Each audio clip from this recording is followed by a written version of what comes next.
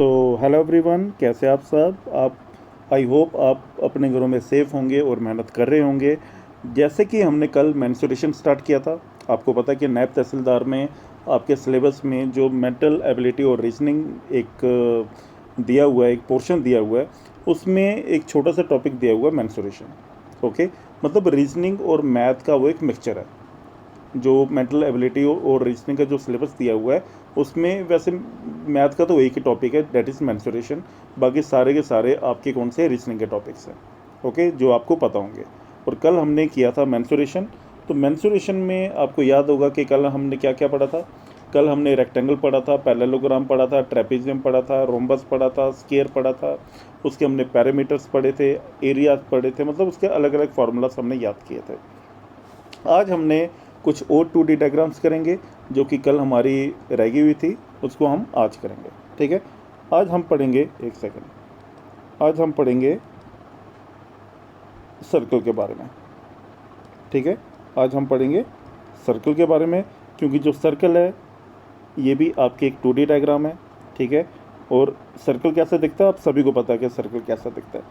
ठीक है, ये अभी मेरे से सही ढंग से बन नहीं रहा है, बट सर्कल ऐसा ही होता है, पूरा गोल, है ना। जैसे कि आप स्कूल्स में ऐसे कंपास रखते थे और कंपास से बिल्कुल ऐसे गोल सर्कल बनाते थे, तो वो क्या हो गया, सर्कल हो गया। और सर्कल के केस में आपने कुछ फार्मूलाज को याद रखना है जो कि आपके मेंसुरेशन में काफ़ी इंपॉर्टेंट है।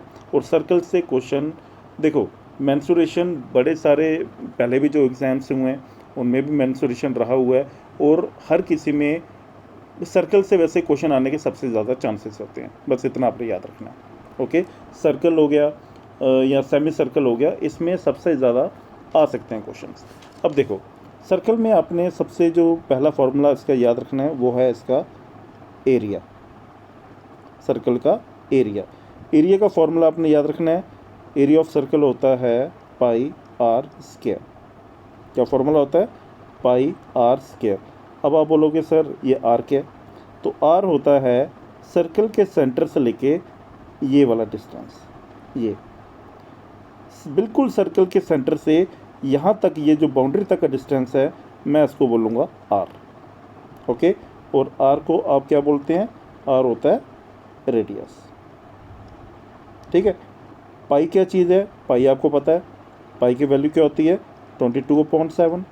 ठीक है, या 3.14। ओके, सो क्वेश्चन के रिक्वायरमेंट के हिसाब से आप इनमें से कोई भी वैल्यू लगा सकते हैं पाई का। ओके, हो सकता है कि पाई का वैल्यू ना भी लगाना पड़े, हो सकता है कि वहाँ पे ऑप्शंस में ही पाई दिया हो, तो पाई की आपकी ये वैल्यू बस पता होनी चाहिए कि क्या वैल्यू होती है, और हो सकता है ऑप्शंस में आपको पाई के फॉर्म में ही आंसर दिया हो। ठीक है, सो सर्कल के केस में आपको एरिया याद रखना है। उसके बाद इसका जो पैरामीटर होता है, पैरामीटर का दूसरा नाम यहाँ पे सर्कमफ्रेंस भी कहा जाता है। क्या कहा जाता है उसे, सर्कमफ्रेंस। ठीक है, सर्कमफ्रेंस या इसको पैरामीटर भी बोल सकते हैं आप। ठीक है, बट किसका, सर्कल का, वो होगा 2 पाई आर। वो क्या होगा, 2 पाई आर। अब आप बोलोगे सर ये कैसे बना 2 पाई आर, तो देखो एक और बात, ये जो एरिया ये कौन सी, ये कहाँ पे होता है एरिया, मैंने बताया था ना, ये जो बीच वाला पोर्शन होता है, ये जो बीच वाला पोर्शन जो भी है ना, ये पूरा क्या होता है एरिया। ये जो बीच का पोर्शन है इसे क्या बोलेंगे आप, एरिया। ओके, अब ये बात आ रही है कि सर्कमफ्रेंस और पैरामीटर क्या हुआ। रुको मैं इसको थोड़ा सा रब कर देता हूँ, रुको 2 मिनट, थोड़ा सा इसको बैक करते हैं। देखो एक सेकंड, सर्कमफ्रेंस और यहाँ पैरामीटर क्या हुआ, जैसे कि आपने कल डायग्राम्स जो पढ़ी थी उसकी आउटर बाउंड्रीज का सम। ठीक है, आउटर बाउंड्रीज का सम या सारी साइड्स का सम, उसको आप पैरामीटर कहते थे। अब देखो यहाँ पे साइड्स तो है नहीं है, यहाँ पे इस तरीके से ये बना हुआ है। सर्कमफ्रेंस हो गया ये पूरी बाउंड्री, यहाँ से लेके यहाँ तक, ये पूरी बाउंड्री। ठीक है, वो क्या होगा, वो होगा सर्कमफ्रेंस। बीच का पोर्शन जो होता है उसे हम बोलते हैं एरिया, ये याद रखना है। तो ये वाला जो आउटर बाउंड्री है, सिर्फ ये आउटर बाउंड्री, ये जो लाइन दिख रही है ना ऐसे करके, ऐसे करके ये जो आपको फिगर दिख रही है, बस ये क्या होगा, सर्कमफ्रेंस। और सर्कमफ्रेंस का फॉर्मूला क्या होगा, 2πr। अब बनता कैसे है, अब थोड़ा सा मैं आपको बताऊं कि जैसे कि ये r आपको पता है, ठीक है, और सर्कल का जो एंगल होता है वो भी मैं आपको बता देता हूँ, वो होता है 360 डिग्री, ठीक है। और 360 को आप 2π भी बोल सकते हैं। अब अगर मान लीजिए ये मुझे सर्कल बनाना है, आपने यहाँ से लेके यहाँ तक कंपास खोली और आपको इसको 360 डिग्री रोटेट करना पड़ेगा अपनी कंपास को, तभी जाके तो सर्कल बनेगा ना। तो 360 को आप क्या बोलेंगे, 2π, और किसको आपने रोटेट किया है, r को रोटेट किया है, इसलिए ये फॉर्मूला बनता है 2πr। आई होप आपको समझ आ रही होगी, क्योंकि देखो नायब तहसीलदार के पेपर में सब चीज़ें आपको क्लैरिटी अच्छे से होनी चाहिए, क्वेश्चन अच्छे से प्रैक्टिस करनी है। देखो मैथ्स में 7 या 8 लेक्चर्स में ये कंप्लीट हो जाएगा मेंसुरेशन, और कोशिश होगी मेरी कि आपको कम से कम 30 से 40 क्वेश्चंस करवाने की, बट उससे बात नहीं बनेगी, आपको खुद से भी प्रैक्टिस करनी पड़ेगी। ओके, खुद से भी प्रैक्टिस करनी पड़ेगी ताकि इसमें कोई भी कमी ना रहे। चलिए जी, एरिया आपको पता लग गया, सर्कमफ्रेंस पता लग गया, या पैरामीटर ऑफ सर्कल जो होता है ये पता लग गया आपको। और इसमें फॉर्मूला एक और आपने याद रखना है, वो है लेंथ। वैसे ये पूछा नहीं जाता, लेकिन कोई पता नहीं है कि इस पेपर में ये पूछ सकते हैं, ठीक है। Length of the arc, length of the arc क्या हुआ, इसका फॉर्मूला आपने याद रखना है, πr थीटा अपॉन 180 डिग्री। वैसे देखो, जो अगर क्वेश्चन पूछा भी जाएगा ना, तो मुझे लगता है इस फॉर्मूले में या इस फॉर्मूले में ही आपका क्वेश्चन पूछा जाएगा। इस पे पूछने के चांसेस बड़े कम होते हैं, बट आ भी सकता है, कोई पता नहीं है, आ भी सकता है। तो आपने याद रखना है, इसका फॉर्मूला क्या हो गया, length of the arc is πr theta upon 180 degree. अब ये लेंथ ऑफ आर्क होती कहाँ पे है, देखो अगर मैं यहाँ से लेके यहाँ तक तो r था, तो इसी सेंटर से यहाँ तक भी r होगा। अगर मैं बोलूँ कि इसका डिस्टेंस ये यहाँ से लेके यहाँ तक, यहाँ से लेके यहाँ तक जो है, ये एक आर्क बन रहा है ना, आर्क, तो इस आर्क की जो लेंथ है वो कितनी होगी। सो यहाँ से लेके ये जो आर्क बन रही है, यहाँ से लेके यहाँ तक, इसकी जो लेंथ होगी वो होगा πr थीटा अपॉन 180 डिग्री। याद रखो, ठीक है, πr थीटा अपॉन 180 डिग्री। चलिए, ये सर्कल हो गया, और सर्कल में बस इतना ही आपने याद रखना, ज़्यादा याद रखने की ज़रूरत नहीं है। ओके, चलिए जी, आगे हम पढ़ते हैं। आगे आपने सर्कल आपको समझ आ गया, अब इसमें आपने याद रखना है एक सेमी सर्कल भी, ठीक है, सेमी सर्कल। अब सेमी सर्कल क्या हुआ, सर्कल हो गया पूरा और आधा सर्कल हो गया सेमी सर्कल। सेमी का मतलब क्या होता है, हाफ, ठीक है। तो ये जो मैंने हाफ सर्कल बनाया है, इससे को मैं क्या बोलूँगा, सेमी सर्कल। ओके, इस सेमी सर्कल के भी मिड पॉइंट होगा, और इस मिड पॉइंट से अगर मैं यहाँ तक जाऊँगा, मतलब बाउंड्री तक जाऊँगा, उसको मैं बोलूँगा आर, और यहाँ से लेके यहाँ तक भी क्या होगा, आर, रेडियस। ओके, जैसे सेमी सर्कल का एरिया होता है वैसे ही, जैसे आपने सर्कल का एरिया पढ़ा, वैसे सेमी सर्कल का भी क्या होगा, एरिया होगा, ठीक है। सर्कल का area πr square, semi circle का एरिया इज़ 1/2 πr स्क्वायर, बस इतना याद रखना आपने। Semi circle means half circle. अगर सर्कल का एरिया था πr स्क्वायर, तो इसका हाफ कितना होगा, अपॉन 2 कर लीजिए, तो अपॉन 2 मैंने कर लिया यहाँ पे, तो यही क्या होगा, सेमी सर्कल का एरिया होगा। ओके, अब बात आती है कि पैरामीटर या सर्कमफ्रेंस का क्या होगा, उसका फॉर्मूला क्या बन सकता है। तो पैरामीटर यहाँ पे बनेगा πr प्लस 2r, क्या बनेगा, πr प्लस 2r। अब ये फॉर्मूला याद कैसे रखना है, देखिए, देखो आपने अभी जैसे पूरा सर्कल पढ़ा था, ओके, उसमें मैंने पैरामीटर का एक फॉर्मूला आपको करवाया, that is 2πr। Parameter in case of circle, full circle is 2πr। But यहाँ पे बात हो रही है सेमी सर्कल की, मतलब हाफ सर्कल की बात हो रही है, तो ये पैरामीटर भी तो हाफ हो जाएगा ना। तो अगर इस पैरामीटर को मैं हाफ करूँगा, मीन्स डिवाइड करूँगा 2 से, 2 और 2 कैंसिल, तो मेरे पास क्या बचेगा, मेरे पास बचेगा पाई आर। इतनी बात क्लियर है। पाई आर बच गया मेरे पास, मतलब ये पाई आर है, ये सेमी, ये जो सर्कमफ्रेंस है यहाँ से लेके यहाँ तक, ये है पाई आर, क्योंकि सेमी सर्कल की बात हो रही है। उसके बाद ये आर, ये तो हो गया यहाँ से लेके यहाँ तक, बट इनको भी तो मुझे ऐड करना है ना, इनको भी मुझे ऐड करना है, तभी जाके मेरे पास ये पूरा क्लोज फिगर बनेगी। और यहाँ से लेके यहाँ तक ये मेरा क्या बनेगा, सेमी सर्कल का सर्कमफ्रेंस बनेगा। तो सर्कमफ्रेंस क्या हो गया, ये pi r plus r that is plus 2r।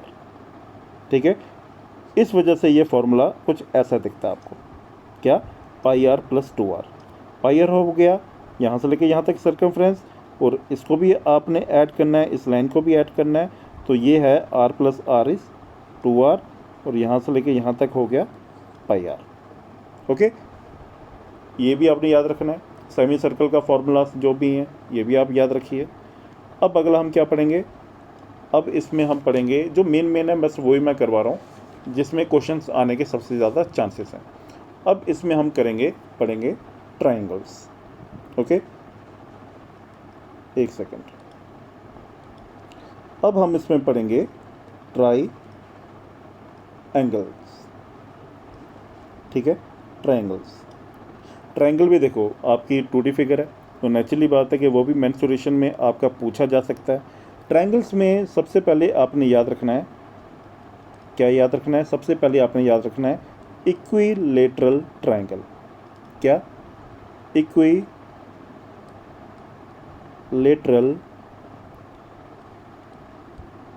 Triangle. अब ये इक्विलेटरल ट्राइंगल क्या हुआ, देखो इक्वी का मतलब होता है इक्वल, वो ट्राइंगल जिसकी तीनों, देखो पहली बात तो ये कि ट्राइंगल जो है वो 3 साइड से बनता है। कितनी साइड से बनता है, 3 साइड से बनता है, और 3 साइड की एक क्लोज फिगर को आप ट्राइंगल बोलते हैं। इक्वी का मतलब होता है इक्वल, मतलब अगर ये तीनों साइड्स इक्वल होंगी तो उस ट्राइंगल को मैं बोलूँगा इक्विलेटरल ट्राइंगल। अब ये दिखता कैसे है, ये देख लीजिए, ये दिखेगा कुछ ऐसे, ये ऐसे, ये ऐसे, और ये ऐसे। ठीक है, वो ट्राइंगल जिसमें ये तीनों साइड्स क्या हों, इक्वल हों, उसको हम बोलेंगे इक्विलेटरल ट्राइंगल। ओके, वो ट्राइंगल जिसकी तीनों साइड्स इक्वल हों उसको हम बोलेंगे इक्विलेटरल ट्राइंगल। ये आपने याद रखना है। ओके, अब इसमें एंगल, रुकिए पहले मैं यहाँ से एक परपेंडिकुलर ड्रॉ करता हूँ। ठीक है, एंगल कितना होता है, याद रखिए 60 + 60, और यहाँ पे भी क्या होगा 60। ठीक है, मीन्स ट्राइंगल का जो एंगल, इंटीरियर एंगल्स का जो सम होता है वो कितना होता है, हमेशा 180 डिग्री। याद रखना है, ट्राइंगल के केस में जो इंटीरियर एंगल्स, ट्राइंगल के अंदर ये एंगल्स बने हुए हैं, 60 degree + 60 degree + 60 degree is 180 degree. Okay, so triangle में जो इंटीरियर एंगल्स का सम होता है वो होता है 180 डिग्री। ठीक है, अब इसमें आपने फॉर्मूलाज क्या होते हैं, वही एरिया, हाइट, पैरामीटर, वो आपने याद रखना है। देखो इसमें एरिया का जो फार्मूला है ना, ये बड़ा इंपॉर्टेंट फार्मूला है, ये आपने याद रखना है। वो क्या, वो है √3/4 A²। इक्विलेटरल ट्राइंगल में ये एरिया का फार्मूला आपने याद रखना है, √3/4 A²।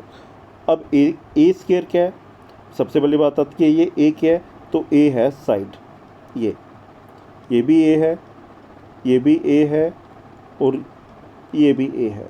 इनमें से कोई भी ले लो आप, वही साइड का स्क्वायर इंटू √3/4, वो होगा area in case of equilateral triangle. उसके बाद अगर बात हो कि भाई ये जो हाइट है, यहाँ से लेके यहाँ तक जो हाइट है, इसका फॉर्मूला क्या होगा, तो ये भी आपने याद रखना है। Height of an equilateral triangle is √3/2A। Okay, √3/2A। अब देखो, अगर मैं आपको बात बोलूँ, अगर जैसे एरिया अगर याद रहा ना, तो हाइट आप ऑटोमेटिकली याद रख सकते हो। जैसे कि फॉर्मूला क्या है एरिया का, √3/4 a²। √3 को आपने सेम रखना है, 4 को हाफ किया 2 और a² की जगह a लगा दिया तो बन गया हाइट। ठीक है, ऐसे याद रखने का एक तरीका है। अब मैं अगर बात बोलूँ कि parameter in case of equilateral triangle कितना होगा। देखो पैरामीटर मैंने हमेशा बताया, सर्कल की बात अलग थी, बट जो बाकी क्लोज फिगर्स मैंने आपको कल करवाई थी तो उसमें पैरामीटर क्या था, sum of all sides. Okay, sum of all sides. तो यहाँ पे एक साइड है ए, यहाँ पे भी ए और यहाँ पे भी ए, तो इनको मैं प्लस करूँगा, ये बन जाएगा 3a मीन्स, और ए क्या है साइड। ओके, सो यहाँ पे मैं लिख देता हूँ कि ए क्या आपके पास, ए है साइड। ठीक है, सो parameter in case of equilateral triangle is 3a, ये भी याद रखिए आप। और इसमें क्या याद रखना, बस ये 3 फॉर्मूले आपने जो मेन है वो याद रखने हैं, एरिया, हाइट और पैरामीटर। ओके, ये है इक्विलेटरल ट्रायंगल। और इक्विलेटरल ट्रायंगल क्या होता है, जिसमें तीनों साइड्स आपकी क्या होंगी, इक्वल होंगी। अगला करते हैं, अगला है आपका, हाँ 2 मिनट, अगला है आपका आइसोसेलेस ट्रायंगल। ये भी आपने याद रखना है, आइसोसेलेस ट्रायंगल। ठीक है, आइसोसेलेस ट्रायंगल। अब आइसोसेलेस क्या हो गया, इसमें क्या होता है कि सिर्फ 2 साइड्स इक्वल होंगी, सिर्फ 2 साइड्स क्या होंगी, इक्वल होंगी ट्रायंगल की, तो उसको हम बोलेंगे आइसोसेलेस ट्रायंगल। कैसे, जैसे कि अगर मैं इसकी फिगर बनाऊं, ये हमेशा मेरे से गलत फिगर बनती है, ये ऐसे करके बनी, ये वैसे भी इक्विलेटरल की तरह ही है, बट इतना याद रखो कि इसमें सिर्फ 2 साइड्स क्या होती हैं, इक्वल होती हैं। जैसे कि ये इक्वल है इसके, तो ऐसे ट्रायंगल को मैं बोलूँगा आइसोसेलेस ट्रायंगल। बस इतना आपने याद रखना है। इसका भी फॉर्मूला अलग अलग फार्मूलास हैं और इसमें भी हाइट होती है।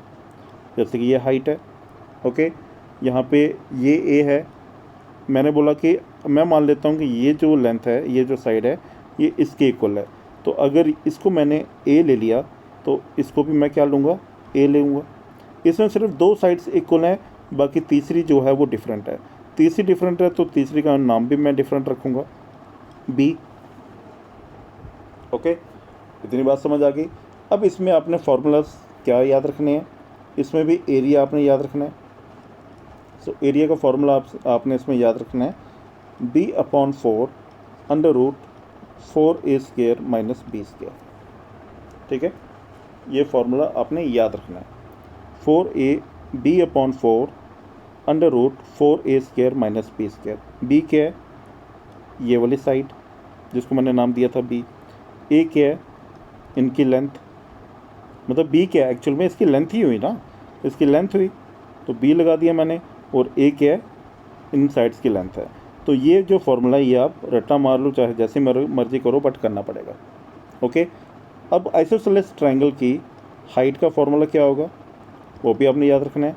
तो आइसोसेलेस ट्रायंगल की जो हाइट होगी उसका फार्मूला आपने याद रखना है, 1/2 √4a² - b²। देखो यहाँ पे भी अंडर रूट में सेम है, यहाँ पे भी अंडर रूट में सेम है, बस चेंज आ रही है इसमें, बस इतना याद रखो। अगर आपने एरिया याद कर लिया तो हाइट आप आराम से याद कर सकते हैं।